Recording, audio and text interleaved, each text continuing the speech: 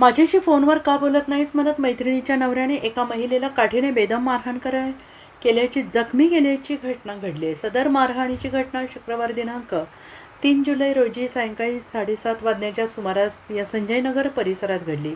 या प्रकरणी पीडित महिलेने संजयनगर पोलिसात फिर्याद दिलेली आहे. महिलेच्या फिर्यादीवरून पोलिसांनी मारहाण करणाऱ्या अमोल बबन शेवाळे राहणार सांगलीवाडी याच्या विरोधात गुन्हा दाखल केला आहे. याबाबत अधिक माहिती अशी की पीडित महिला ही आपल्या कुटुंबियांसह संजयनगर परिसरातील पाटणे प्लॉट परिसरात राहते. जखमी महिला ही शुक्रवारी सायंकाळी 7:30 वाजण्याच्या सुमारास कामावरून घरी आली. त्यावेळी दारात महिलेच्या मैत्रिणीचे पती संशयित अमोल शेवाळे हे त्यांच्यासमोर आले.